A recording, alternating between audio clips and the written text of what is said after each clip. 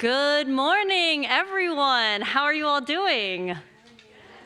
Great. Happy Asian American, Native Hawaiian, and Pacific Islander Heritage Month. Welcome to the White House Forum's breakout convening on supporting the mental health care needs of Asian Americans, Native Hawaiian, and Pacific Islander communities.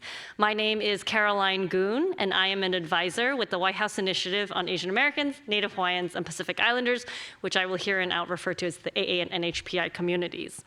The topic that we are delving into today with our speakers and panelists for the next hour and a half is going to be so rich with information, and I hope that we can all come together and connect on this very important topic, especially for our AA and NHPI communities.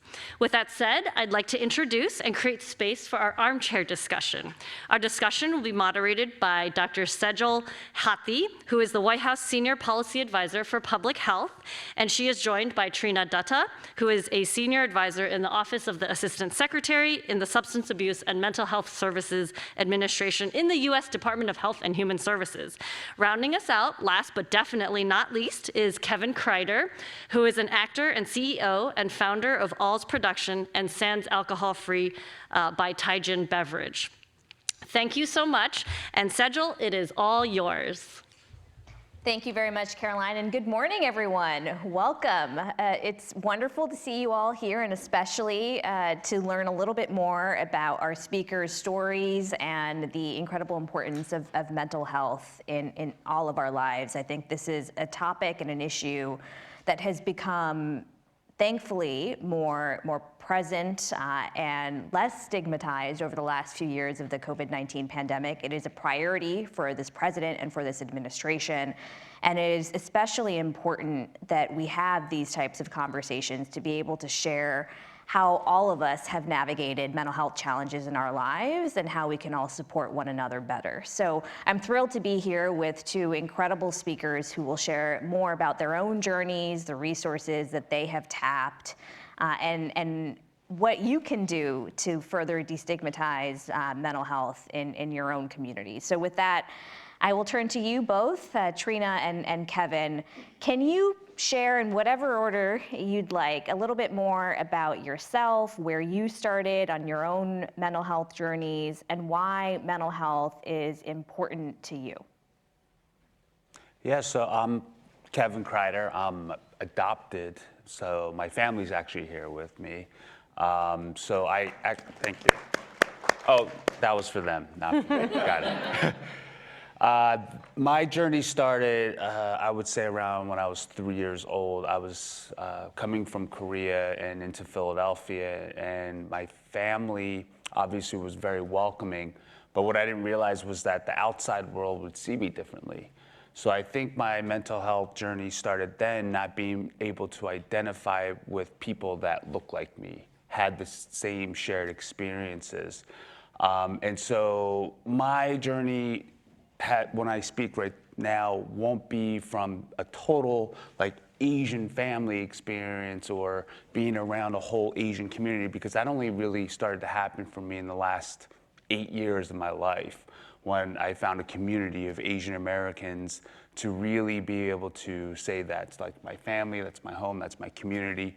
But mental health is so important to me, not only because back in 2012, I literally lost almost all my hair from alopecia areata to stress-induced hair loss. I didn't know how to manage my anxieties, my fears, my situation in life. I didn't have the tools. I didn't have anything to navigate through. I've been 7.5 years sober now, so I'm in a 12-step recovery program. So that mental health is really important for me to speak about and to also destigmatize, not only in the Asian community, but also in the world itself, because I do believe that when it comes to alcoholism, there's still a frowned upon look upon it, about it, but I'm here just to share that sobriety recovery is actually just the beginning of the journey. Thanks very much, Kevin. And That's for me, right? Okay, cool. Trina, do you have anything you'd like to add? Yeah, sure. So first of all, just thank you so much first for inviting us to be here today. I bring greetings from our SAMHSA Assistant Secretary, Dr. Miriam Delphin-Rittman, and I want to wish everyone a happy Mental Health Awareness Month. So it's also, in addition to Asian American, Native Hawaiian, Pacific Islander Month, it's also a Mental Health Awareness Month. And I'm just really excited to be here and appreciative of today's panel and the forum. I think my sort of journey to being here isn't I wouldn't say it's terribly sexy. When I was in an undergraduate, I was studying zoology, and I thought, oh, I'll take a psychology class, and just fell in love and decided to add that as a major, and which seemed to make sense. I was studying the science of animals and then the science of humans and the human brain, and I had sort of intention to go forward and get a PhD in clinical psychology. And after college, I had the opportunity to spend 2 years in Nepal as a Peace Corps volunteer. And that's where I really first sort of appreciated what the sort of profession of public health is and what public health means in addressing systems and structures. And to me, it felt really important to be able to approach the mental health work from a public health perspective versus sort of from an individual sort of client perspective. And so that really changed sort of the whole trajectory of my career. I'll say that I've always sort of been the type of person that roots for the underdog, and I feel like in the healthcare system, mental health has always sort of been the underdog in the system. It's been sort of tragically underfunded for the past 40 plus years. So at a system level, it's sort of the ugly stepsister, but also just, I mean, kind of what you spoke about briefly, Kevin, just the stigma associated with mental illness, I think has really made it difficult to bring it sort of into alignment with just healthcare at large. And I think, everyone, we hear this sort of term that there's no health without mental health. And I think there's been so much work to try to reconnect the head to the body, and I think until we can do that, so many of our communities will continue to really be challenged around their emotional wellness. So I think that challenge is what has drawn me to the mental health field and what has kept me connected to this work. So. Thank you very much, both of you. Really appreciate your sharing your stories. And Kevin, I want to turn back to you for a moment. You alluded to the fact that you're a Korean American adoptee, and your experience, your struggle with mental health and mental health issues has no doubt been informed by your lived experience navigating between those cultures and the various communities of which you've been a part, from the adoptee community to your family as a Korean American to the broader Asian American and Native Hawaiian and Pacific Islander communities. Can you share a little bit more about the barriers that perhaps you faced in openly grappling with this issue and coming to terms with your own mental health experience through the lens of these various communities? Yeah, so I think having an American family really didn't make me feel like I shouldn't be going to therapy or picking up a self-help book or doing like meditation when I was younger. Like my family was very open to that. Even when I told them that I was in recovery, my family was still open to it, except for people who had opinions, obviously. Some people didn't think I should go into recovery. It doesn't work, but here I am 7.5 years later. It definitely works for me.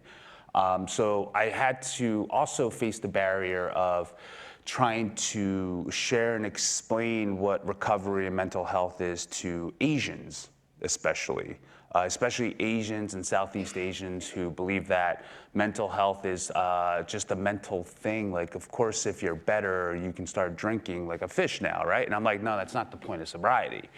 And I have to explain what recovery is, what 12-step programs are to people, but you still face those social pressures to give up your sobriety from the Southeast Asian culture. And even people here in America, because you do business with people who drink like a fish, and you have to do the things that all the rich people do, which, if you want to do business or, I'm just talking from my experience, by the way. I'm not saying that's how business does, but like, I don't want to have a drink. Like, nor do I feel the need to make that other person feel comfortable, right? Like, so I think mental health is not about changing the world. I think that's where we have that misperception. It's not about, oh, you said something to me and now my feelings are hurt, so you need to treat me better. It's about, okay, do I have the tools to be able to manage the world? Because the world isn't always kind like our family is. It's a little cruel, right?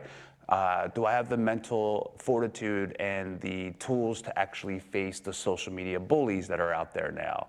Or anything, like how do I manage my emotions? You know, some things are unmanageable, but how do I manage that then? Not about it's always hippity dippity, things are rainbows and butterflies, because that's not the real world either. I think people mistaken mental health that we live in this cloud nine, that everything's gonna feel kumbaya, but that's not true. It's really how do we manage through all of that. And so when I have to navigate mental health between the Asian community and American community, the American community is a lot more forgiving. It's like, oh, you're in recovery, you get applause. And you know, the newer generation, right, of Asian Americans are more accepting of it. I hear a lot of Asian Americans now going to therapy, but you know, sometimes I'm like, oh, what took so long? You know, it's like you're 40, you're just going to therapy? Like, imagine if you would have started 20 years ago, right? Or something. It's just like, it's hard to change the mindsets of the older generation, but at least in the newer generation, what I want to do is at least able to destigmatize and show what a sober lifestyle can be like, somebody who is an advocate for mental health, who's been through it all in mental health journeys. Like, you think therapy is just the beginning. Like, I did a whole lot of other stuff thinking that I needed to be fixed. And so I think the mental health journey is about trying to bridge the unknown to the known, which is like, it's not scary to be sober. It's not scary to accept mental health. It's actually, you just don't know what it's like to actually be healthy, or to have healthy boundaries for yourself and to actually stand up for yourself. And so I think that's my challenge for today in mental health is the Asian American experience of like, how can we stop saying, oh, but we don't talk about it that much. Actually, we do. It's just that we're trying to change a generation that just can't be changed. How can we educate the newer generation to accept mental health for what it is and for what it's not, and to also unveil you know, addiction, recovery, stuff like that. Addiction and recovery should not be a dirty word. You know, it should actually be an empowering word. And it used to be dirty for me. That's what took me so long to get sober. It's because it was a dirty word. It's like, ooh, you're sober? Or ooh, you have an alcohol problem? Like, you know what I mean? It's like, some people in the Asian community would rather hear that you have a drug problem, that you have a cocaine problem, which is, you know, like actually kind of messed up, I think. It's like, wow, why would you be more willing to hear that? It's like, oh, but when you say you have an alcohol issue, it's like, ooh. So my thing is, actually, we don't need that in our lives. And I'm just here to express that. Thanks. About 4 minutes? Yeah, no, that was Okay.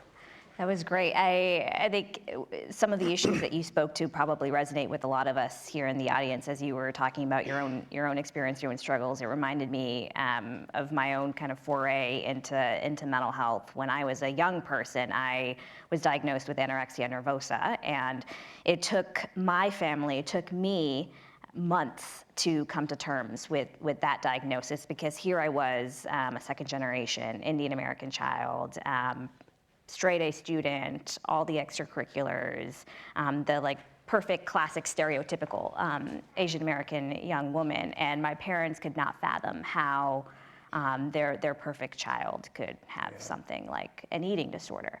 Can I just share just one last thing? Yeah.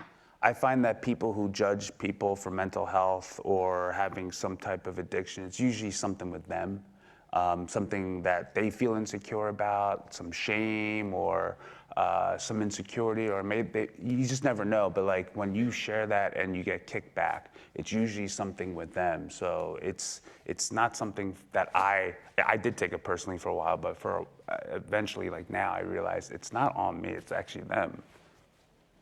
Yeah, perhaps in my parents' case, perhaps it was just they when our parents come to this country, they see us as kind of the receptacle for all their dreams. They live vicariously through us, and in many ways, and they just wanted the best life for me, and they couldn't possibly understand why I could feel about myself the way that I did. But I struggled tremendously, in large part because this concept of therapy was just so foreign. This concept of having an eating disorder was so foreign to my parents. In large part, I think, because of their heritage and just the cultural stigmatization of mental health issues and eating disorders, especially among South Asians and immigrants to this country. But I think we all struggle with these challenges, and I think that's why having conversations like this are just so important and so urgent and so valuable, because we remind one another that we're not alone, and it's helpful and productive and healthy to talk about what we've all gone through. And with that in mind, I think, Trina, I would love to hear from you. There are so many intersecting issues that affect the Asian American NHPI community, from our immigrant identity to being an adoptee, having a disability, our ethnicity, our LGBTQ status. How do these various issues and lenses interact with and affect people's sense of self and sense of overall mental and emotional well-being? How have they affected you in your own life? What have you seen in the work that you've done over the last several years? Sure, thank you for that. Yeah, I think what you're talking about, Sejal, is this sort of, I guess, more new concept of like intersectionality, right? So we're not, sometimes people, when you present to someone, you see one side of them and you don't see sort of the many facets of an individual. So there's a variety of different traits that any given person has. So what language you speak, what social class you're part of, race, ethnicity, disability, all these different things. And so all of those things obviously come together. Well, some of those things can advantage people in different ways, and some of them can disadvantage others in different ways. And I think it's sort of the cumulative effect of some of those disadvantages that can result in someone feeling like, struggling with their emotional wellness.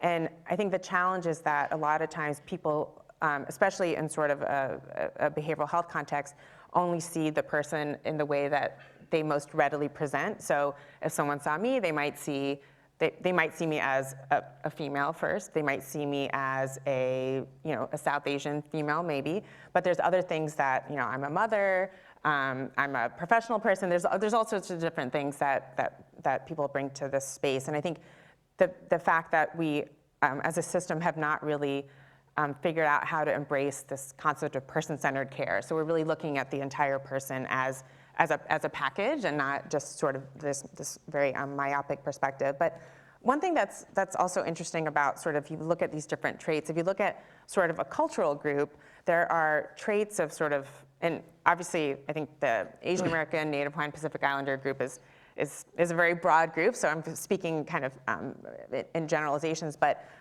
there's some elements of being part of this community that those traits really serve as protective factors in some of these cases, and then other times those can really serve as more challenges to someone's sort of mental wellness. So, for instance, you think of sort of this communal aspect of a lot of Asian American, Native Hawaiian, Pacific Islander communities feel, where you could be close to your community, you have a lot of sort of identity with like either your race or your ethnicity, close familial bonds.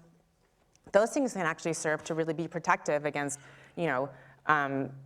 depression or feelings of suicide we've seen, and actually as a protector against sorry, I lost my discrimination and oppression. So there's sort of that protective space, but then also there's the converse of that, where being so close to your community or being so close to your family can also create a lot of pressure to perform. And maybe this is a little bit about what you were saying, Sejal, around like this pressure, at least in your context, around what your parents were hoping. They're putting their hopes and dreams on you, and were you able to rise to the occasion and perform? And what does this mean that you might be struggling with some with an eating disorder. And so the sort of challenges of being in these close communities can also serve to really create a lot of pressure on people, and that pressure can lead to behavioral health issues that often are stigmatized. So I think it's really this sort of it's a two-sided. The coin has two sides, and so if you think about people present and they bring different elements of themselves, but then the cultural group that we're part of also brings kind of different facets. So that intersectionality, I think, goes to different levels. And one thing I just wanted to mention, this kind of relates to what Kevin was saying, is so SAMHSA hosts we do an annual household survey. It's called the NHPIs, the National Household Survey on Drug Use and Health, and it's across the United States. And one of the sort of findings that we see quite often, every year pretty much, that we do this, is that Asian American adults with sort of any mental illness, so not having a serious mental illness, but any mental illness, anxiety, depression, are the least likely of any racial or ethnic group to seek out mental health services or access mental health services. So I think on average about 22% of people, Asian adults with a mental illness, access mental health services. If you compare that to white populations, it's I think 44 or 45%. And there's a lot of different reasons for that, right? There could be health insurance issues. It could be really basic at that level. It could be because it's really hard to find a provider who speaks the language that you're comfortable in, or who even is like, maybe it's not language, it's just the cultural concordance. And then the stigma of what will your community think if you go to see a therapist, if you go to an AA program or an NA program, et cetera. And so I think a lot of these pieces, the more, and I really appreciate what Kevin was saying, the more we talk about these things, I think we'll slowly start, and I really appreciate you talking about your experience as well, because I think the more we're able to communicate about these things, it sort of lifts the veil on something that feels scary and threatening, which in effect, all of us are touched by these issues, and we could really have conversations about these that don't need to be sort of hidden away. So. Yeah. I'd also take it one step further and just say it's also, we need more examples of people like us out there and visible. Because when I went into my first recovery meeting, I was the only Asian person there. So immediately I couldn't identify, like, oh, just, this seems like a white person program, But it's not. It's like, it's an every person program, or therapy is only a white person thing, right? Like, because that's what you see in TV and media and people speaking about it. So of course, the Asian community might not identify with mental health or recovery because we are severely underrepresented in media and all types of entertainment form anyway. Like when you hear somebody relapsing, right, or anything, you think of the celebrities that are out there because they have the biggest media presence. So there's a stigmatism about recovery because it just makes such a big impact because of their presence and their visibility. But if we get more Asian Americans or Asians who are in the media, have a big presence that can represent for recovery or mental health, it'll destigmatize and it'll actually change the way Asian Americans will view. They'll be, oh, there's a person like me that actually struggles through mental health or addictions or recovery. I can too then. It's not just a white person thing, right? It's, oh, it could be me up there. So we need more of that. And that's what, going to what you were saying, to basically break down that wall and just say it's for everybody. Thanks, both of you. Trina, you discussed a number of potential challenges or barriers to seeking care and affordable care in our broader community. You mentioned the need for health insurance to feel financially secure enough to access that care, the desire for culturally competent providers, the need to destigmatize these conversations as well. What are the various resources, and I know SAMHSA has many, some specific to the Asian American and Native Hawaiian Pacific Islander community. What resources and programs does this administration, SAMHSA specifically, provide to support the diverse needs of our community? Sure. Thank you for that question. So as I sort of alluded to before, the Asian American, Native Hawaiian, Pacific Islander sort of community, this is not a monolith. This is a highly heterogeneous community. So, what that, and I think I had read once that the census kind of category for Asians encompasses like over 40 or 50 different cultural groups, which is, I think that might be actually the most diverse of any of those sort of like OMB census designations. But so I think there's a challenge at the federal level in trying to provide resources that are responsive to a larger community, while also having the specificity that a lot of like those 40 or 50 kind of sub-communities will need. And I think that's a constant sort of challenge across all work that we do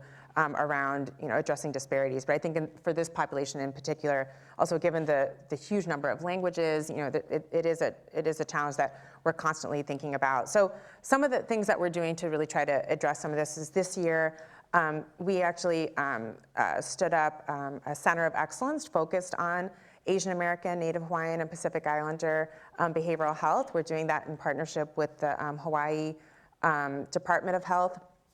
And really, there's kind of two areas of focus for this 5-year program that we funded. The first piece is really going back to sort of what does culturally appropriate care look like across a variety of different communities within that sort of larger framing. So looking at developing culturally informed practices and then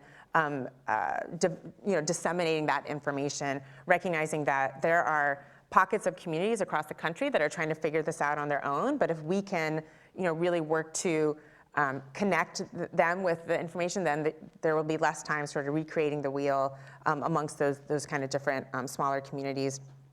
And then also, one of the other big elements of this investment is providing training and technical assistance to the workforce to be able to really be able to serve this community or this series of communities. We know that there's a huge workforce challenge right now in the mental health and substance use space, and that's even more acutely felt when you're looking at providers who can really culturally appropriately serve different populations. So there's an effort to have a broader, more diverse workforce, but just to have a workforce that can also serve a broad population. So it goes in both directions. Just a couple other pieces. Just not this past month, in March, we brought. This is actually the first time that this has happened. Is we hosted a 1-week long meeting at our offices in Maryland, and we brought together leadership teams from each of the Pacific jurisdictions to connect with each other, to build sort of plans and developments for their behavioral health systems in each of the places they were coming from, and then also provided opportunity to engage with SAMHSA leadership and subject matter experts on a variety of different issues. And so that was really sort of the first opportunity that we've ever had to bring people from really across the world, if you look at where all the different Pacific Islanders live, together at the leadership teams to really try to talk about some of the issues that we've been talking about today. After the really horrendous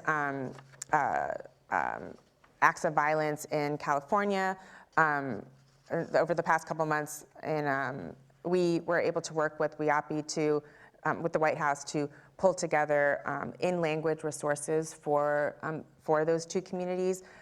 So we were able to connect them with psychological first aid in Mandarin. We were able to find resources for parents in some other different languages. So we've really been trying to curate information for particular populations, recognizing that having just sort of English only is not going to be sufficient. So there's just a couple examples of things that we've been trying to do that are really specific and targeted. Thanks, Trina. SAMHSA is doing tremendous work, and the president really cares a lot about this as well, and a lot of the work that they're doing advances our broader whole of government strategy to transform the way mental health is understood, treated, and delivered across this country. So really appreciate the work that your team is doing.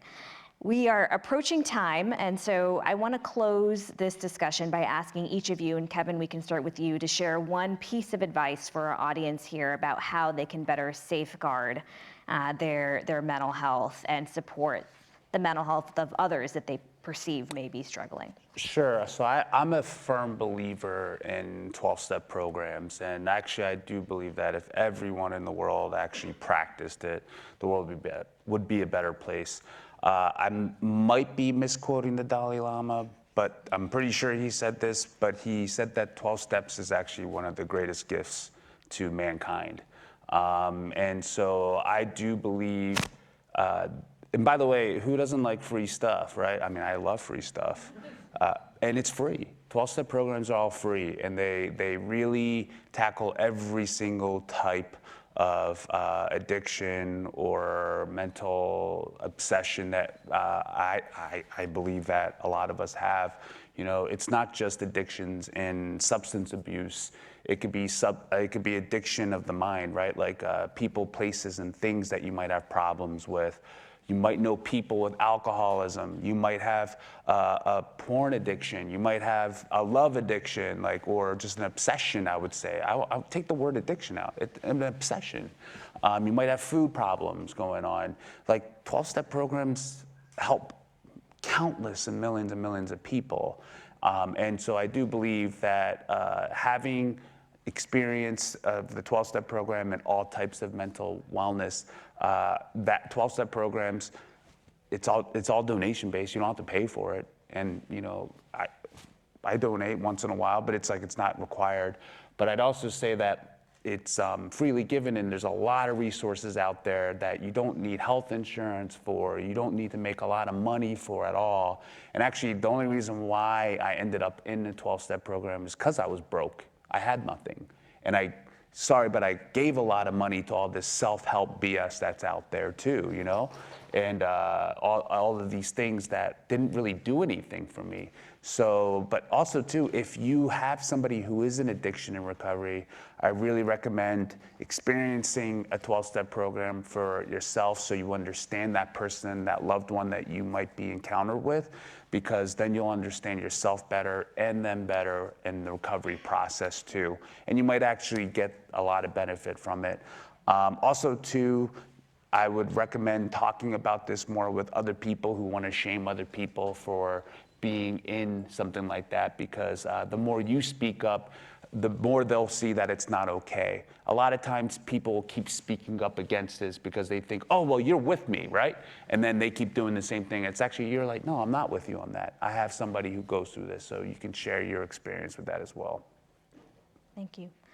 Trina, last words? Yeah, just really briefly. I mean, I think a lot of what you're saying, Kevin, I really appreciate. I think that the concept of self-care is really important, and I think it's something that we pay lip service to, but we don't actually, as a culture, both within this particular cultural group, but just the larger American context, we don't necessarily really invest time. And I think the Surgeon General has been spending a lot of time. Most recently, people may have seen the advisory on loneliness and what that really means as a public health issue, and that it could be as bad as smoking potentially. But I think so. There's this concept of self-care about really paying attention to what is happening within yourself, and being able to recognize what are really signs or symptoms of being unwell.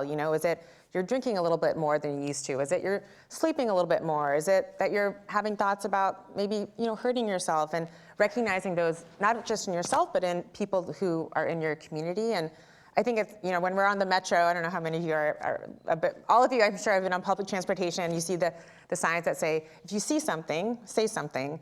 And if you see something, it's one thing, but the harder part is saying something. And I think these discussions are so difficult to have, but I think it is really important, and I think this is what you were saying a little bit, is if you see someone struggling, it's really important to ask them about that struggle that they're having, and having open-ended, non-judgmental conversations about how are you doing? Can I help you in any way? And one last, I would be hugely remiss if I didn't plug the 988 helpline, the National Suicide and Crisis Helpline. There are 200 crisis helplines across the country now. You just dial 988. For you or a loved one, if you are feeling like in crisis or feeling unwell, there's a whole network of trained crisis providers that are at the ready to connect with individuals who call. And the services are available in Spanish and English, and also through a translator if necessary in over 250 languages. So would really encourage folks to remind your communities that 988 has been stood up and has been around for about a year now, and is this amazing resource for people who are in acute need of some support around their emotional wellness. And I just want to add one more thing, because you mentioned one more thing. Don't be afraid to ask for help. For some reason, we live in a culture that we can't ask for help, or if we receive help, we're not worthy, or we should just do it on our own. Like, we live in a lone wolf culture where it's like, I made it on my own. But I also call BS on there. You've had help along the way. So there's no reason why even mental health or your physical well-being or mental well-being, you can't have help along the way too. I had help. I believed I could have done it myself, and obviously I couldn't. I had to have the help of another community and other people who have done it before me to help me along the way with my mental health and recovery. So I asked the community to do the same. If you need help, get help. Ask for it. With that, thank you, both of you. Thank you so much. Thank you so much, Kevin, Trina, and Sejal. Let's give them another round of applause.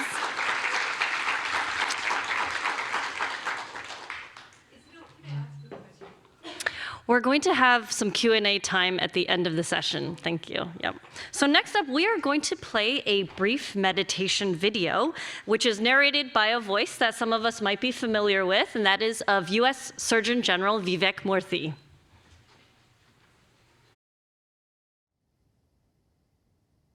Hello there. This is Dr. Vivek Murthy, the 19th and 21st Surgeon General of the United States. In my travels across the country, I've heard about health challenges of all kinds. But there is one struggle I've heard about everywhere, from every generation and every walk of life, and that is loneliness. I was a very shy child growing up, so this is a challenge I've experienced in my own life. There's a mindfulness exercise that can help, and today I'd like to walk you through it. In this 2-minute practice, the hope is to create a sense of connection to yourself and others. To start, try to get yourself settled in a comfortable position, letting your body relax as best you can. A lot of people like to close their eyes for this type of exercise, so you can do that if you'd like. Or you can leave them open if that feels better. It might feel comforting to put one hand over your heart and the other on your stomach. Now, we're going to start with a few deep breaths. Inhaling deeply and exhaling slowly. Another big inhale and another slow exhale. And now, I want you to think about someone who has been there for you in big ways or small ways. Someone who has supported you, reassured you, or just reached out when you needed it. Think about the kindness they've shown you. Notice how that makes you feel. And allow yourself to feel it.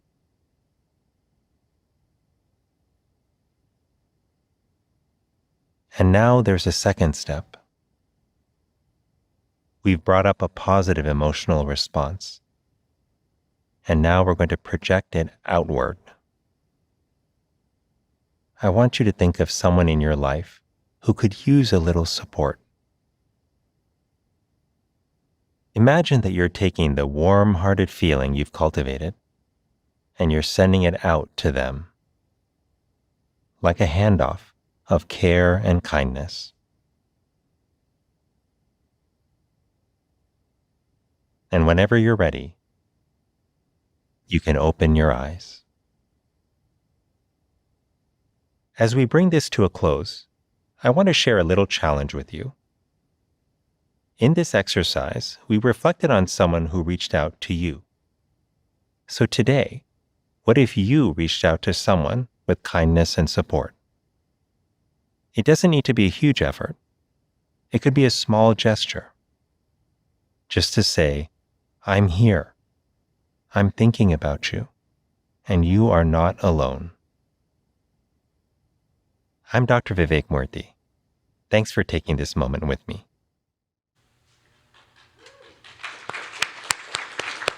Thank you so much, U.S. Surgeon General Vivek Murthy. That exercise was very reflective for me, as I could really feel my body physically slow down and do a little mental check-in with myself. Now we're going to share a short clip about a documentary, a new one, that chronicles the journey of community care and mental health. It features our next panel moderator. So if our next panel also wants to come on up and get seated while we watch this short clip. So it features our next panel moderator and a community trailblazer that we all know, Richard Louie, who is a journalist with MSNBC NBC. So let's go ahead and cue up that documentary preview.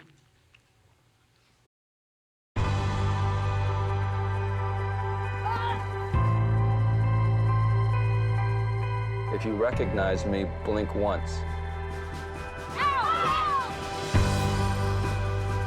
You only get one of these in a lifetime. Libby? Love you too. The reason that I can carry on, it's because of family, community, and love.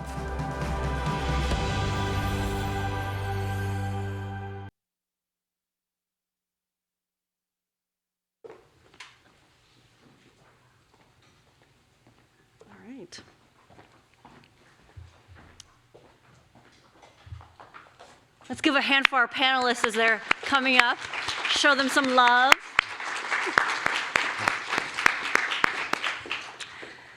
So thank you for that documentary. It looks like it will be very powerful. And also, so you all know, the film will actually be playing at the AMC Hoffman 22 in Alexandria starting today for a week. And it will also play on PBS World Channel in DC on May 17th in prime time. Audience, please help me welcome our moderator, Richard Louie, and your esteemed panelists to begin the next portion of our program.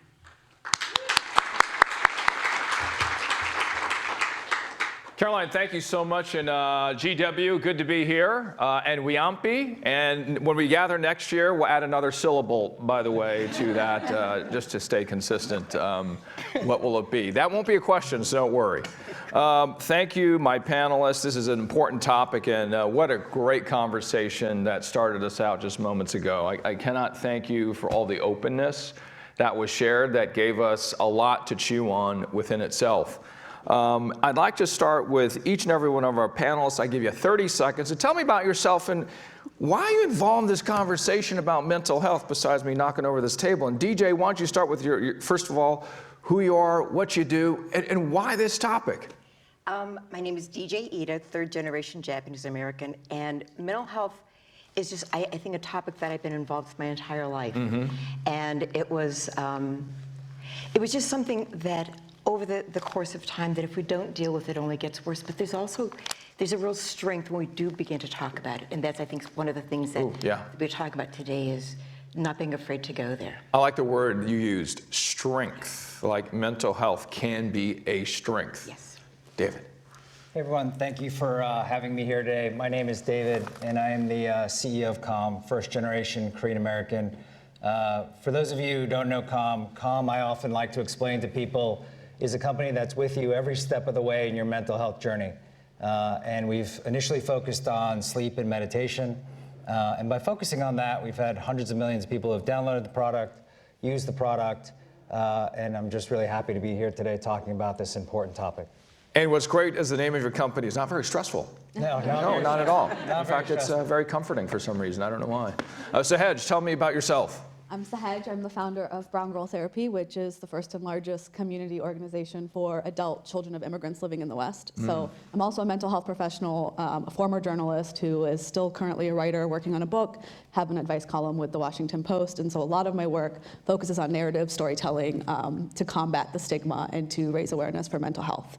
and also generational narratives and cultural brokering between family dynamics and also with interracial relationships and in the workplace. And so a lot of the work that I do is around trying to create a space where we can really embody our bicultural identity, because we know that that's a protective factor for our mental health as children of immigrants, as anyone who kind of straddles between more than one cultural stream on a day-to-day basis. And so that's why I'm here today to talk about that. Which most of this community does, right? Absolutely. Mina, tell me about yourself and why mental health. Yeah, sure. I'm Mina. I'm a freshman in high school, and I founded AAPI Youth Rising. Our mission is to take small actions in our communities to make positive change, and we're mainly focusing on education, creating healthier and safer community spaces for youth, and amplifying youth voices as well.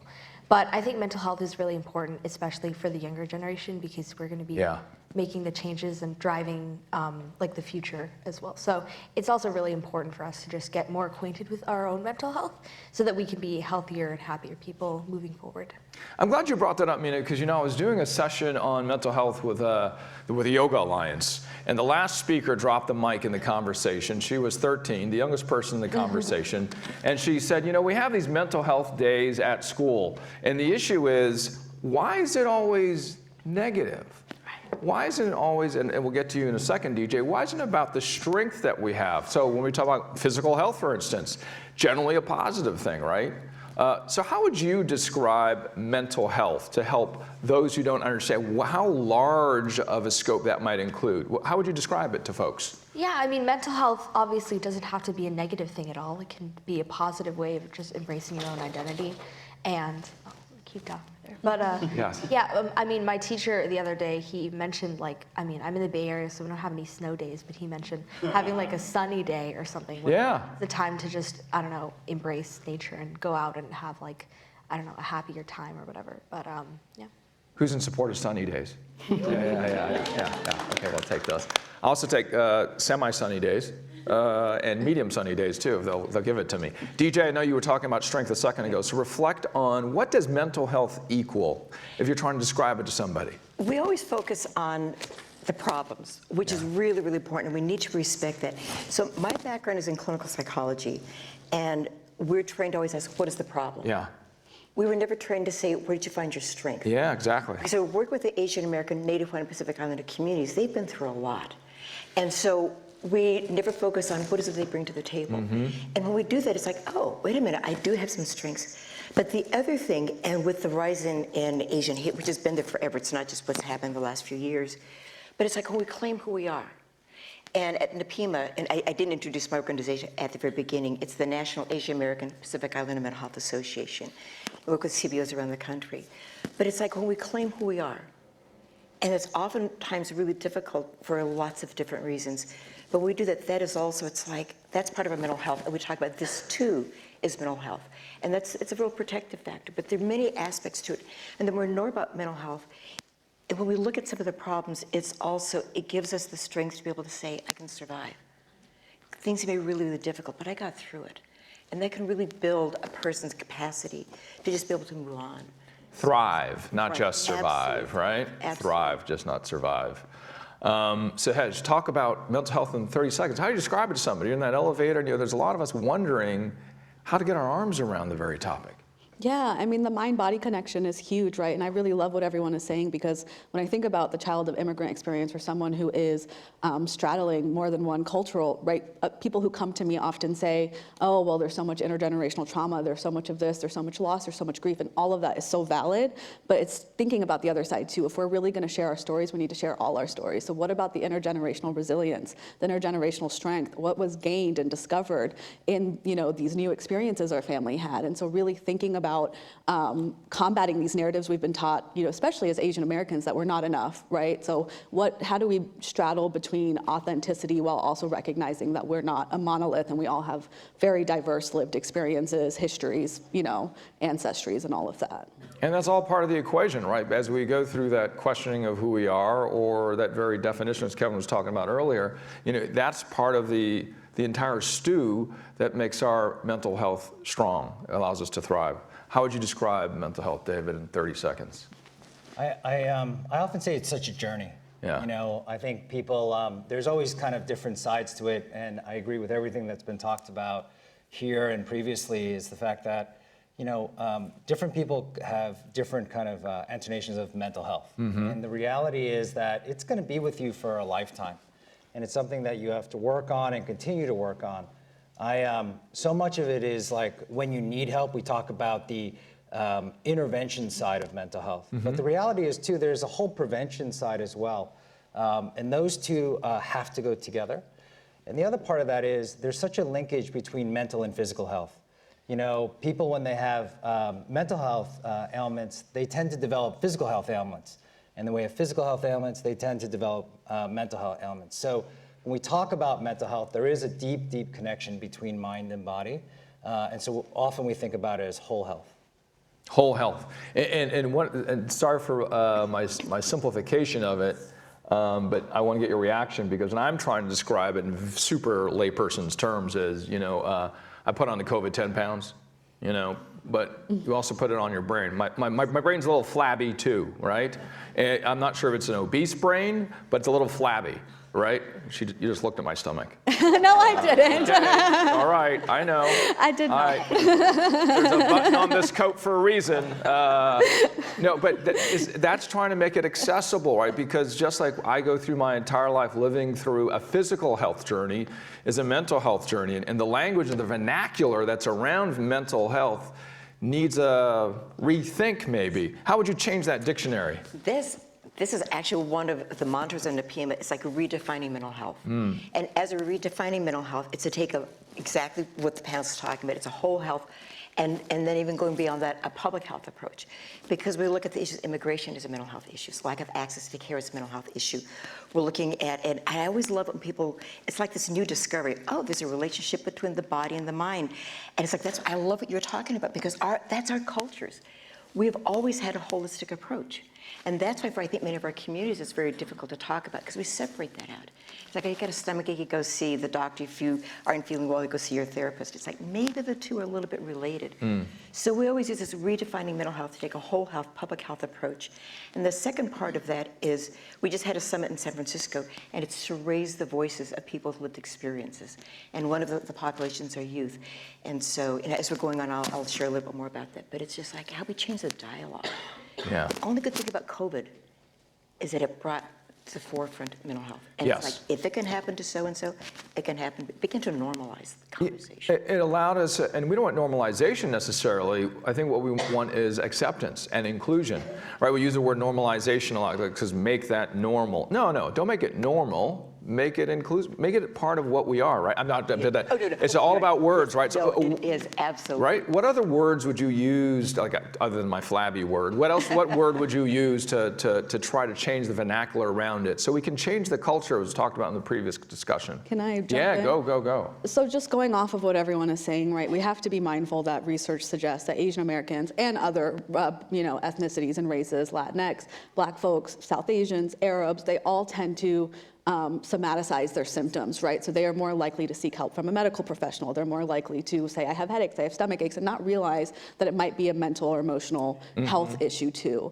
So when we talk about normalization or just acceptance, Yes. I like to tell people, especially because it can be hard for children of immigrants to talk to their parents or generationally address mental health, is to talk about it in a way where you are addressing it in language that is understood. Yeah. So when we talk about using language, it's like really thinking about, it could be literal language, right? Maybe you don't speak the same language, or it could just be like, depression is a big word for some of our parents or some people. So, using words they can understand, saying, hey, I'm recognizing, validating it for them. I'm recognizing you've come home from work every day this week and you have a headache. Like, are you stressed? What's happening Yeah, at work? exactly. How are you feeling? And bringing it in that way so it doesn't feel as overwhelming. I think people think when you talk about mental health, it has to be this big, serious issue. We're going to sit at the table and we're going to talk about this big issue, but instead find the inroads, right? Movies, pop culture, celebrity interviews, novels, whatever it is. Find these different inroads to have these conversations, and then the language doesn't feel that hard to grasp at anymore.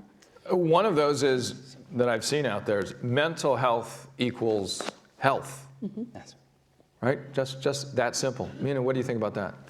Yeah, it's definitely very important, and I like what you said about like having an open dialogue about that kind of thing. Yeah. And just slipping it into normal conversation and checking in on your friends and family. And I think it's really important to destigmatize within the API community and to bring more awareness. And I know that my generation has been more like open to that kind of thing, and we have a lot more open dialogue around that, which I think is really important. But it's also important for older generations as well. Yeah. What kind of programs have you seen in your high school? Because I was talking about the 13-year-old who was, again, dropping the mic during our conversation, and she said, I wish our sessions, our mental health day was about building up the health or the strength of it. And so that was actually what she challenged her school to do, as opposed to it being more about it's always equal to a weakness, right? What kind of programs have you seen in your high school? In my high school, it's pretty aware of, I guess, overall student trying to help their mental health, and we have like a really good, I guess, counselor or therapist there. But I know that not all schools will have the resources to do something like that, and not all schools have conversations around mental health, or just the resources to have like a great counselor, advisor, therapist who, I don't know, is trained in that kind of thing. So it's really important for like equity for everyone to be able to access that, and free programs. I know there are a lot out there. So I don't know, it's really important. But within my school, I mean, I haven't really heard of anyone taking a mental health day. Maybe it's just we have too much homework. I don't know. Yeah, well, I'm in Manhattan, so there's sunny days too there, evidently. But yes, they do have one there. One of the numbers, I want to get a sense from all four of you, what's a number when we talk about mental health to help all of us understand it better as we go back to our spaces and deal with our organizations and try to forward the conversation? So I want a number from you that you watch in this space that helps to forward the conversation. Just yesterday, I was doing a segment on the Today Show about mental health, because we're, as was said earlier, Mental Health Awareness Month. And a number that I sort of cobbled together, and all of us have different numbers in terms of how many people are affected by this. I used 100 million every year. I used 100 million because I looked at the number of family caregivers, and that number, based like the Caregiver Action Network says, there's 100 million family caregivers and caregivers in America any year of the decade, right? So I know that family caregivers go through mental health challenges, right? That's part of the journey. But even if you look at the other numbers from NAMI or whom have you, it's quite large. So 1 in 3 of all of us here, or more, have gone through something in the last year. But we don't know about it. That's a gargantuan, again, what was said in an earlier panel, cultural gap. You can address the cultural gap and how to fix that. But give me your number first. Who wants to go first? David? Sure. I mean, when I ask and I actually just call out a name. That's right. That's me. Often we talk about that number from a global perspective, and that number is quite large, and 100 million is certainly a number, but I look at it in terms of billions of people around the world have been affected, especially coming out of COVID. What I can tell you, having 2 daughters that are 15 and 12, who would, if they were here, they would say, Dad, I'm 16 and 13, but they're 15 and 12. I often tell them to think about their own mental health like a battery. Try to make it more approachable. You take better care of your phone than you do yourself. And so how do we start taking care of ourselves just like we do our phone battery? So like most people have a phone. And think about it not in a negative connotation where it goes down, but what are those things that you can plug in to make you feel better about yourself day in and day out?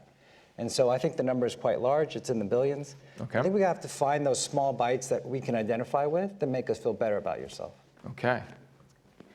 I think having a number, the number is probably almost impossible to calculate, because you have the number in terms of those that don't seek services, but it's also the fact that you're talking about with the families. Right. But there's also the financial, because and depending on which source you use, it is in the billions of dollars of lost revenue, because people aren't there. And so you just think that the ripple effect that it has all over, the fact that it has economic within the individual family, what does the economy as a whole, because people aren't able to go to work.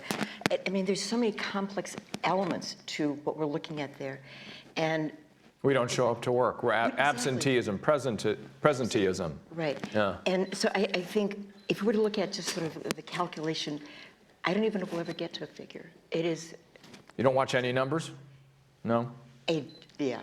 If you're looking at 100 million, I think that is probably a good number for where we're starting there, but I'm just saying there are other numbers that are in addition. Sure. Yeah. Yeah. Sure. So. I mean, I'm not going to say a number, but I will say that I think everyone struggles with their mental health, whether or not they know how to admit it, right? Especially in our communities where stoicism and saving face are, you know, kind of encouraged, and it's hard to really find the language to talk about it. I will say that children of immigrants experience psychological distress at twice the rate of their immigrant parents. And some people are surprised by that. They're like, oh, I would assume that an immigrant would have it, you know, harder or worse, or quote unquote, whatever word you want to use.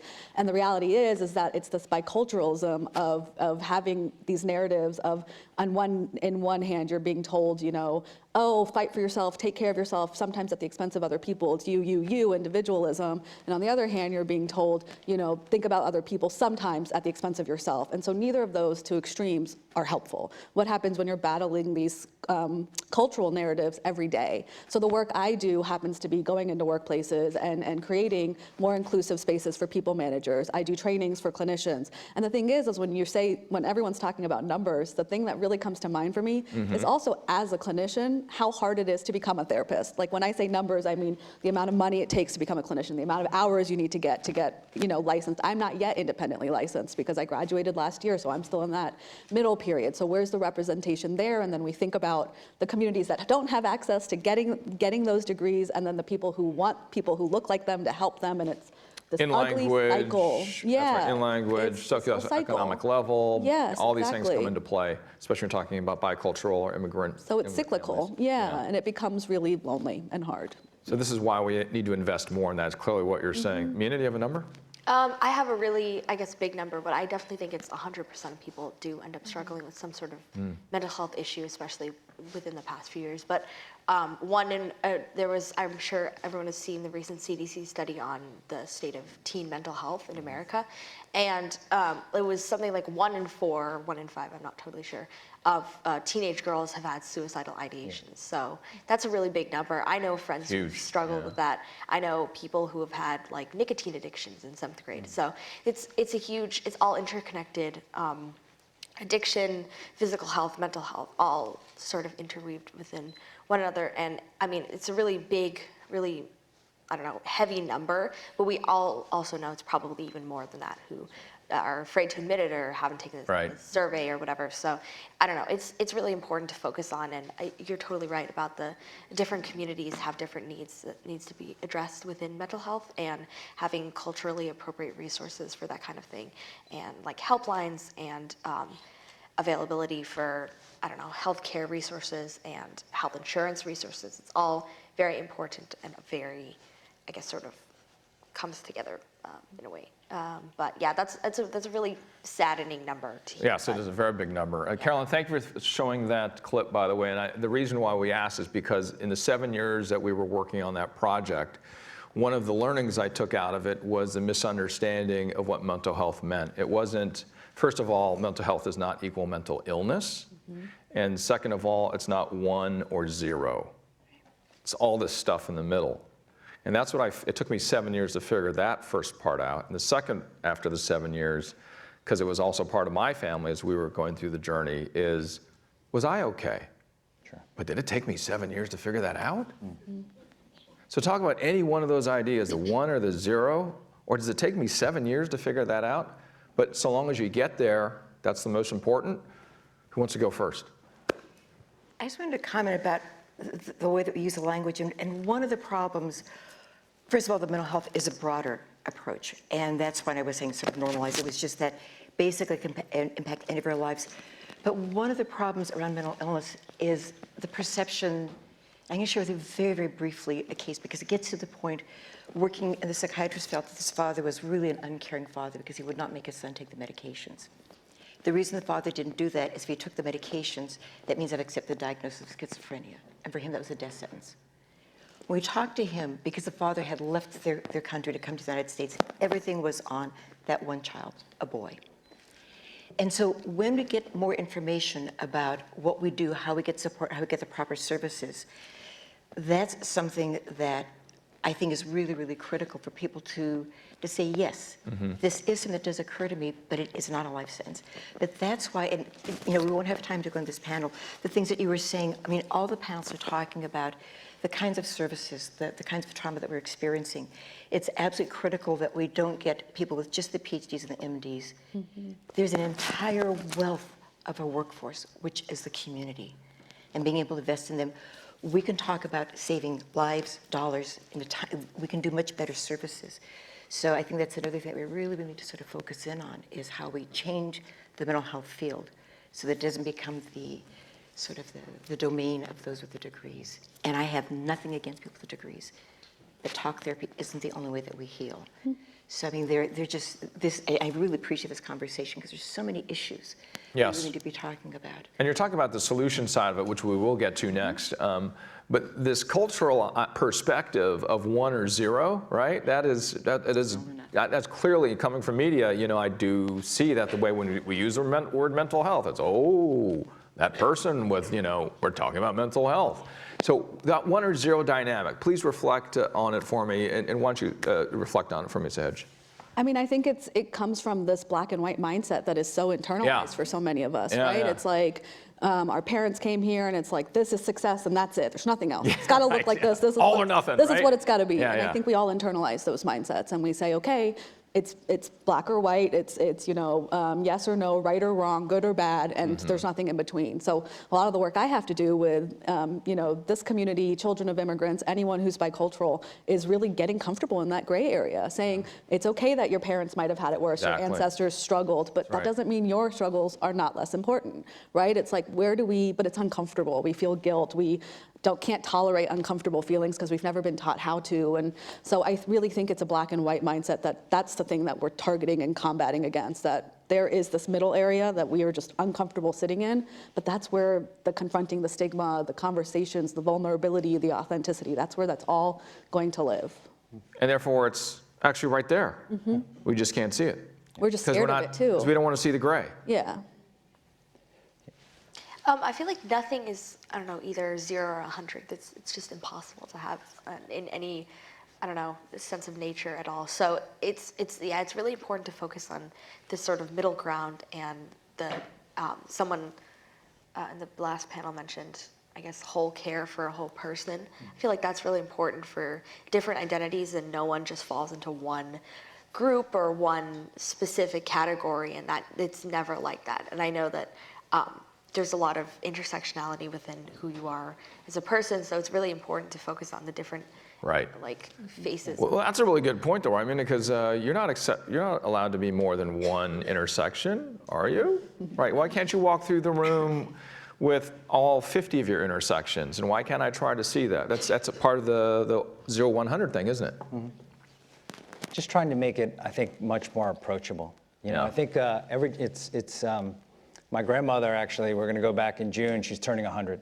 Holy Hannah, that's great. And I think when I speak to my own mother, she feels like she wished she had more of this conversation with her own mother. And I wish I had more of this dialogue with my own mom. And I feel like coming from Common, where I am today, I have a very open dialogue with even my own daughters. But I would probably tell you they don't think it's enough. But what I do find is that the language around mental health is becoming much more approachable than it's ever been. And that gives me a lot of hope for where we're going. Why? What makes you say it's more approachable? I think just even being here, having these conversations, you know, I do think, and we're going to get into like how we help those people who raise their hands in just a sec, like you said. But I thought you were going to say because you're able to create a company called Calm. Yes. I'm just lobbing them up there for you, my friend. But like even having a company like Calm today, what I often find too is we've had so many people around the world, and we've been very privileged to use the product. But I often wish too that more people in, let's say, Asia use the product where it's localized. And I can see it. The numbers are increasing. But they're not enough as to our counterparts in other parts of the world. And I think there is that stigma that continues to exist. But we are making inroads. And that approachability has to continue to move, so we make this more of an open dialogue going forward. Fantastic. We're going to get to questions very soon, so start writing them down, and because that 10 minutes left sign just came up, so we're going to get to it, absolutely. You know, one of the things that I was wondering, as we have really perfected the meist culture in the last 40 years, we've just gotten better and better at it. How is that added to this discussion of mental health? Because we've gotten really good at, hey, look at me. I have the right to speak, I have the right to be famous, I have the right to do everything. And it's all about my little, radius of 6 centimeters around me, because that's the world, right? How has that added to the issue of mental health? Has it helped it? Has it made it worse? Does it depend on the case? Quickly, just your quick sort of 20 seconds. Anybody? I'll go. So Yeah.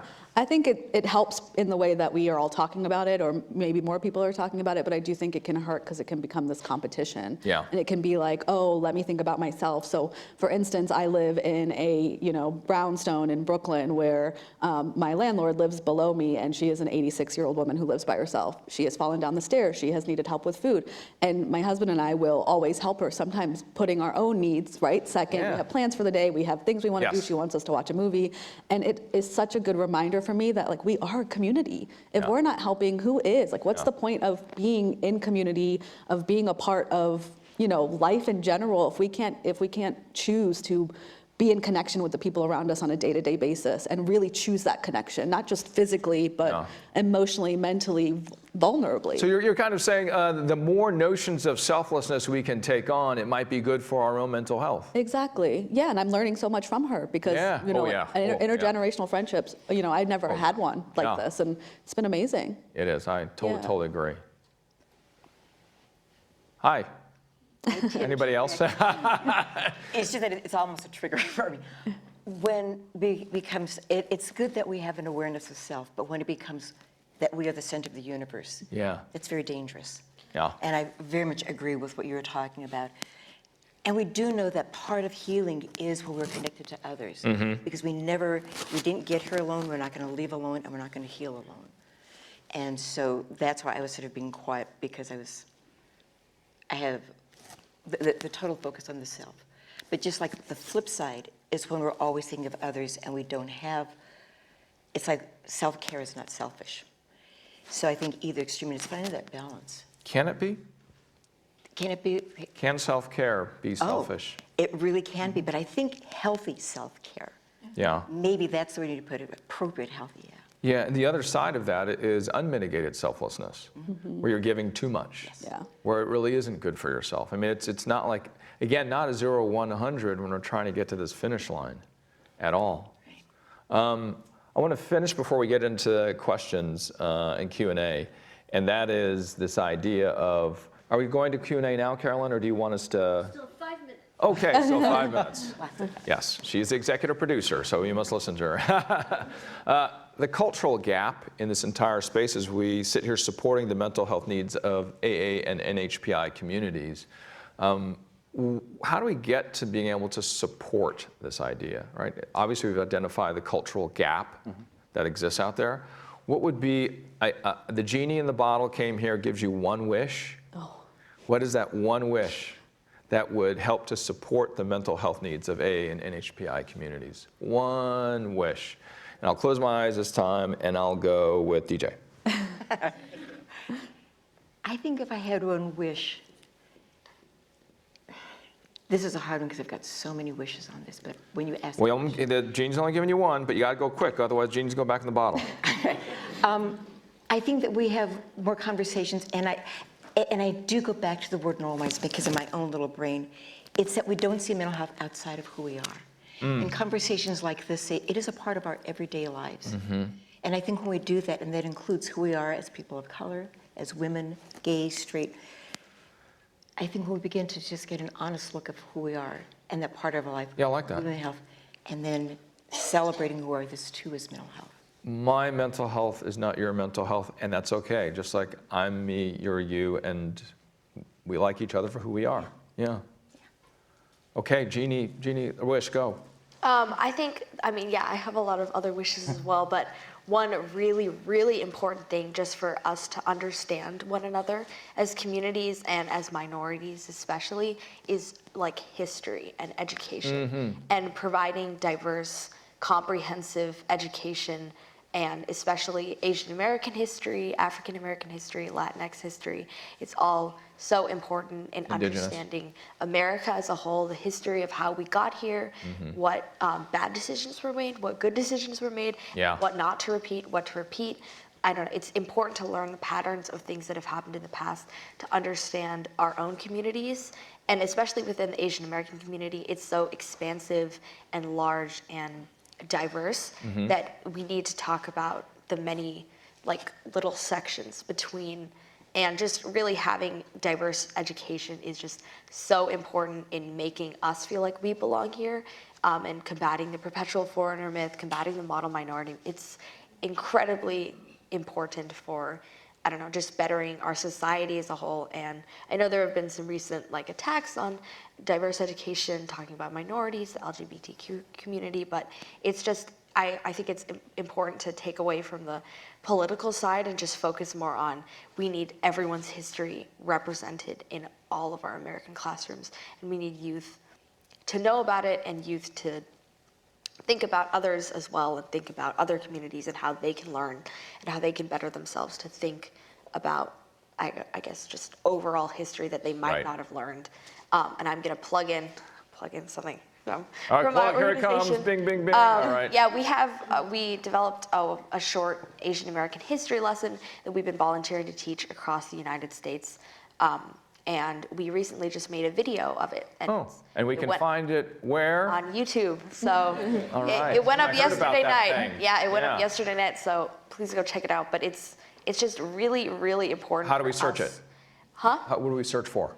Well, just the API. one day of AAPI history lesson. Okay, great. But it's really important just for us to learn about other communities and for other communities to learn about us, so that we can all sort of connect. Yeah.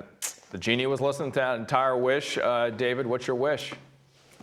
I would say more healthcare professionals. And so, and the reason I say that today is, and please get your license. I am. I'm in the process. When you look at, there's roughly 3,100 counties in the U.S. today, 3,142. And 60% of them don't have a therapist. So when you think about what that means for our own communities, when you're finally ready to raise your hand and say, I need help, I want to go talk to somebody. Right. Then you want to talk to somebody that looks like you, understands you, comes from culturally understanding. That's like finding a needle in a haystack, because most of the counties don't have anyone to talk to for the general population, more or less our population, our communities. Right. So I do think right now, if I had one wish out there, would be to have more healthcare professionals who could help the folks in our communities when we raise our hands.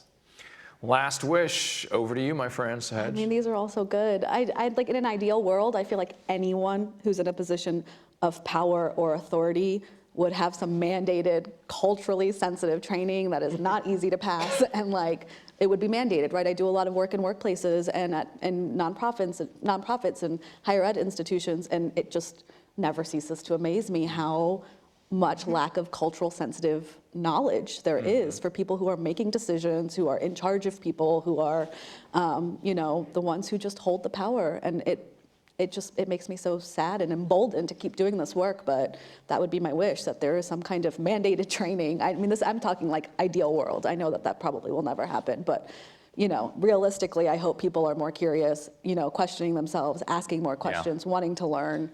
But it's hard when we can't really force some people to do that work when they're the ones who are in charge of other people. Oh, we got one more wish, so I'll do this one. And I would say if all of us would share one story a month on mental health, just share it once a month, then move to once a week. I think that's all it takes. Let's start to change the culture about the entire topic. Thanks to our panelists. I'd like to bring up the other two panels from earlier, and then we'll do some Q&A. So I know Kevin's here. We're looking at the other panels. Come on up. Thank you. Good job, you guys. Great job. Oh, I'll give you mine. You did a great job. Actually, we can give you this mic.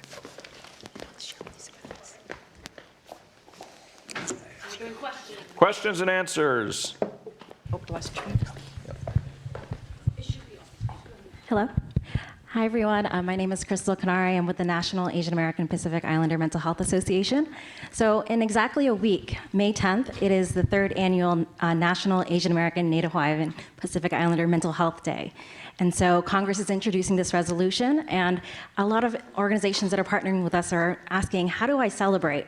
And so I want to ask you all, on a personal level or an organizational level, how would you center and celebrate the ANHPI mental health of our communities? isn't that what we're doing right now?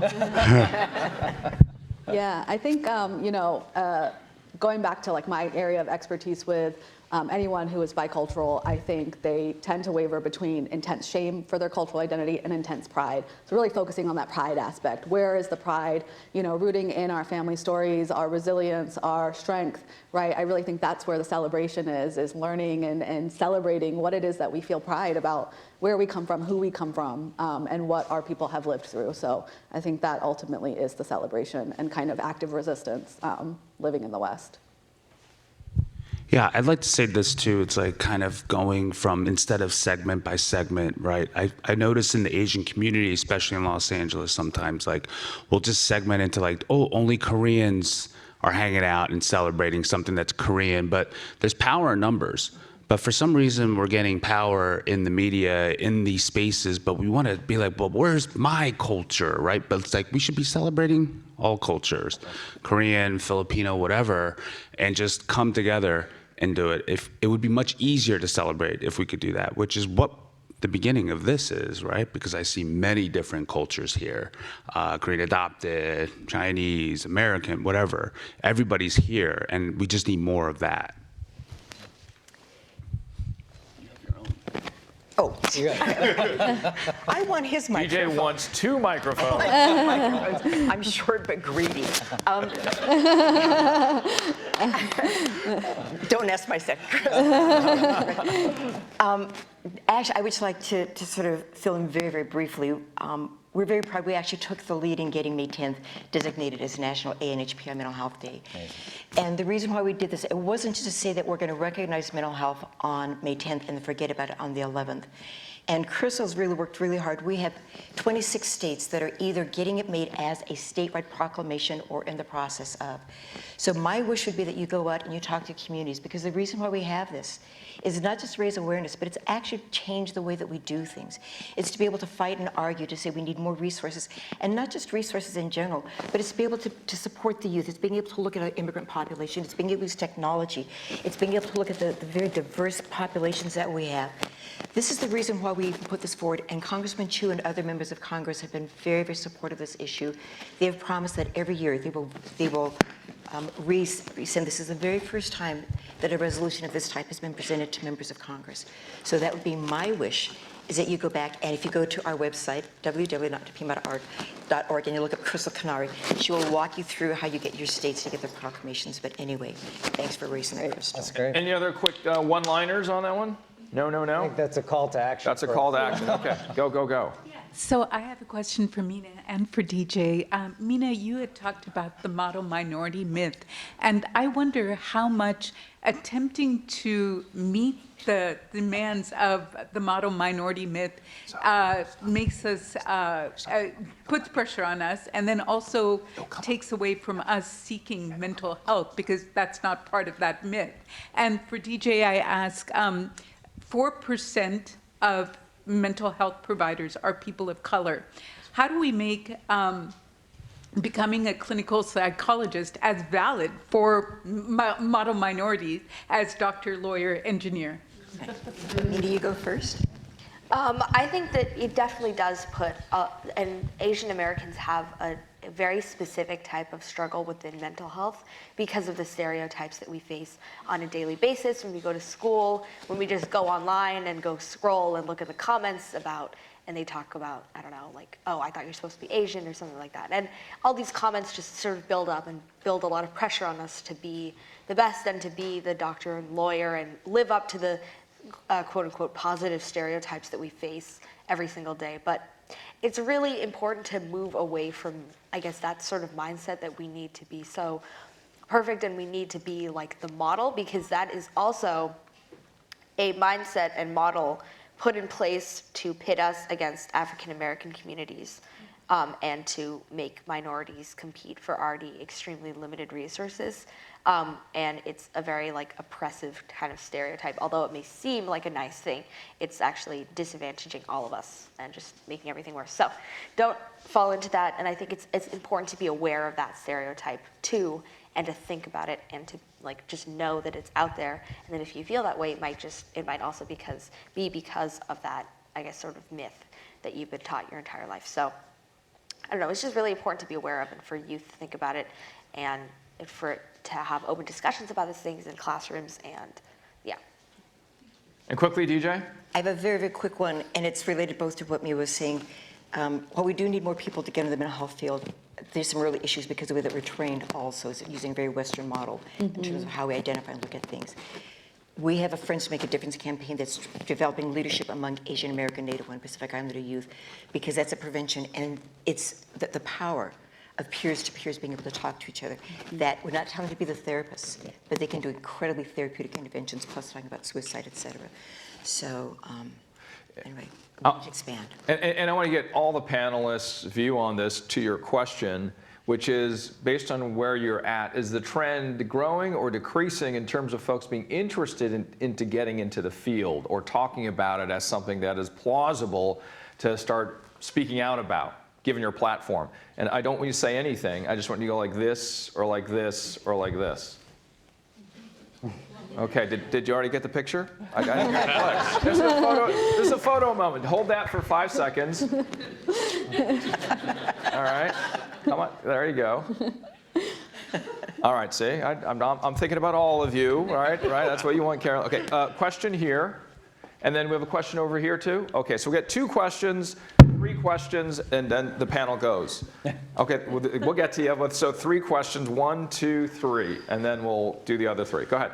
Yeah, I'm Tahira Hussain. I'm from DMV area, and I do lobby for mental health. And my question is like, I belong to a South Asian community where we put everything under the rug because we are a perfect community. So the reason, my question for all of you, and I'm so proud of like seeing like 2 men and 3 women talking about mental health. So women are suffering most of the mental health.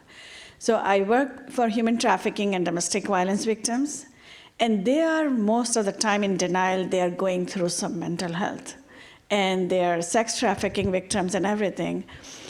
I want to know from all of you and anyone in the hall to contact me after this session where we can get the pro bono mental health service, because we beg people, we call people all the time, and we pay out of our pocket to get mental health for those women.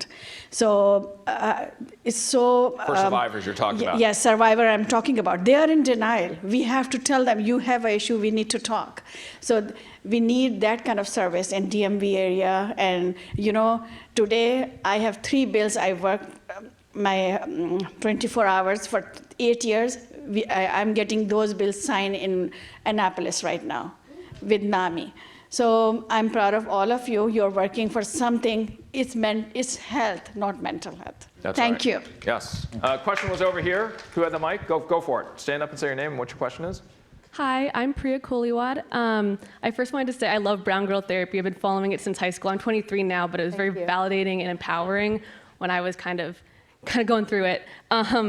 So my question is, as someone who, my mom's first gen, my dad's second gen, so I'm like right there in the middle, I've seen a divide, at least in the South Asian community, as families have been here for longer and new immigrants come in. There's a focus on like children of immigrants, but not focuses on children of people, on families who have been here for a few generations and still have the same issues, but are significantly less connected to their community, so they don't have a lot of that community support because there's a lot of cultural differences and cultural disconnects. What do you recommend, or what do you think young people can do as we get older and have our own families and want to support our children, but also give them that cultural community and that cultural competency for themselves and understanding about themselves? What do you recommend that we do in the long run? Great, thank you. Okay, and then to your question, 30 seconds please for your question.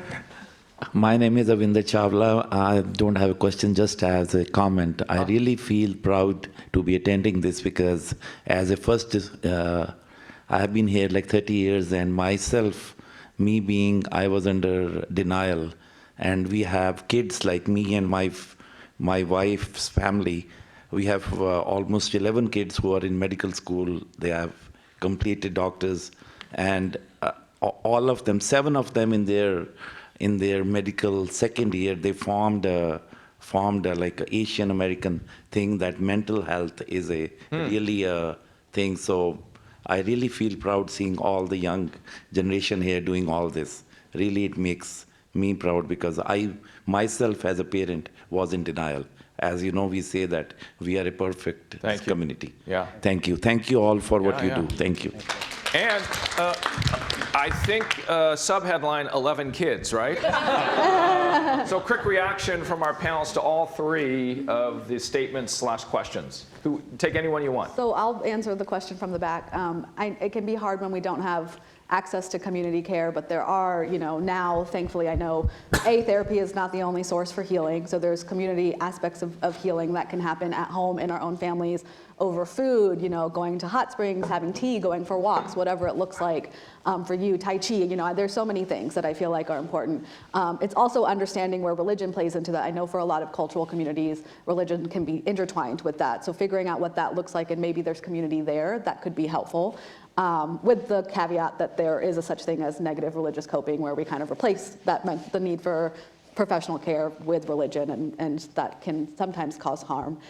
There are resources online though now, right? That's part of why I created Brown Girl Therapy, was knowing that geographically I didn't have access to a lot of people who looked like me. I didn't grow up with a lot of Sikhs, with a lot of Punjabis, with a lot of Indians in the area that I grew up in.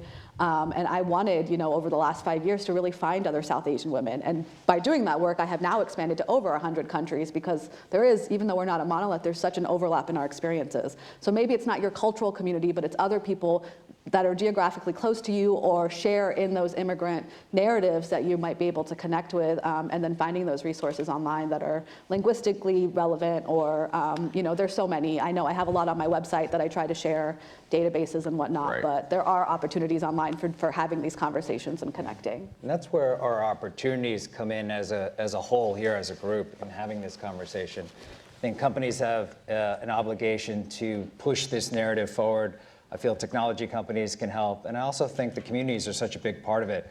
I actually had a company prior to COM, which was around caregiving.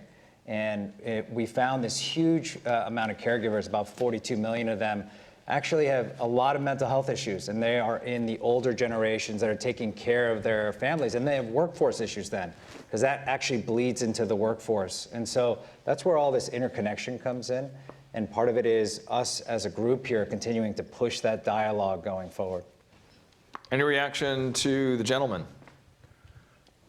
Okay, no reaction. You wowed them. You wowed us. Yeah. That's amazing. Yeah, what did you had something to say? No, so I had a just overall comment. Basically, there's a saying in my program, which is attraction, not promotion. So what that means, though, is be the example that you want to share with your family and not force it down their throat, because whenever you try to force mental health or your way of being, it kind of gets the opposite reaction.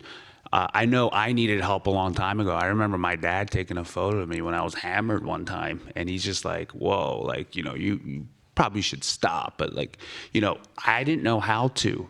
Like, people hit their rock bottoms when they hit their rock bottoms. It's not for us to actually prevent them from falling, but what we can do is when they do and they reach out for help, for us to be there to help them. And I think that's what the best, softest approach could be, because I think when we go out there and be like, you need help, you need help, you need help, come to me. It's like, it's too like, oh, well, what's this person trying to do? What are they trying to sell me on? So I think if you can be the example for them and be there for your family members when they come to that realization, it's better off that way. The push versus pull. Oh, yeah. That was good. That was good.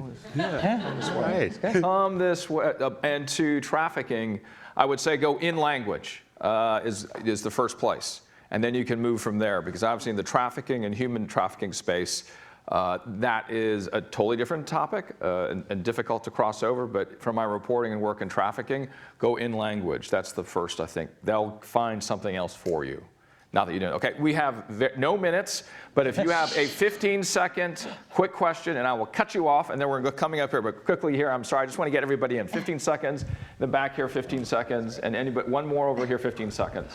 My name is Emily Wu Trong, and have been a support group facilitator in California and Los Angeles. I've been doing a lot of advocacy work, and so thank you so much for this historic day, because so many people struggle in silence instead of getting the help that they need. And that's why I said in 2013, I will not end my life because I have a story to share. The more we talk about mental health, the more we will alleviate the stigma. There is no shame. There is no shame. Thank you.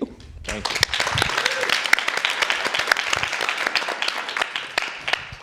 I don't know if okay. I just wanted to bring quick attention to, I'm a student at GW, and we passed the Asian American Studies in 2017 of spring, and a big part of the curriculum is psychology.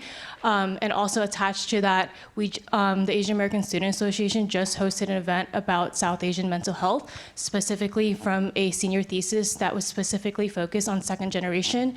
And I'm really loving the conversation of a community-focused mental health, as a lot of times, what does it mean to outsource outside of a community to look for therapy that's not within the community? So I'm really loving how the conversation's not as individualistic. Thank you. Thank you. 15 seconds over here. Hi, I'm Fabia. I have a mental health startup. So my question is, the US is currently going through a healthcare worker shortage. It takes 3 months to get an appointment with a mental health counselor, and it's very difficult to get access to mental health services in America. That's what I observed. So what can be done to address this issue? What can we do more? Thank you for staying within 15 seconds. I appreciate that. Quickly, 15 seconds in response to any of them. So I studied counseling, and one of the things that is now happening with the American Counseling Association is the Counseling Compact. So basically, it's a lot of logistic stuff that is not important, but is important because as clinicians, we can only see clients in certain areas, right, in certain states. And so I know that there is some work that is being done of crossing borders, crossing lines, and being able to see people from afar geographically, which I think can help. I will say that it's really hard, like becoming a healthcare worker takes a lot of time, money, and resources that makes it hard for people in certain populations to even achieve that. But I do think that with some of these more policy work that associations are doing. I'm trying to be really fast. Yes. It'll help combat the need for healthcare workers. Any other quick 15 seconds? And I agree with everything that was said there. And then also just goes back to we really need to broaden what the workforce is and to take more of the paraprofessionals in there. It's not in lieu of those with the degrees, but we can really expand it. And I just wanted to, what Emily was saying, if you go to the NHPIs website, it's NHPIan, because what she was talking about is critical. It's making sure that the voices of those with lived experiences are at the table. And they can do an amazing amount. So it's NAAPIEN. It's the National Asian American Pacific Islander Empowerment Network. And I would highly recommend that you go there and you look up and find out ways that you can get involved. Right. Thank you, Mina. Thank you, Sahej. Thank you so much, David and DJ and Kevin. Big round of applause for all of our panelists. And thank you so much. And thank you so much, Richard. Another round of applause on behalf of the White House and the White House Initiative on AA and NHPIs. Thank you for coming to our breakout. This was the best breakout.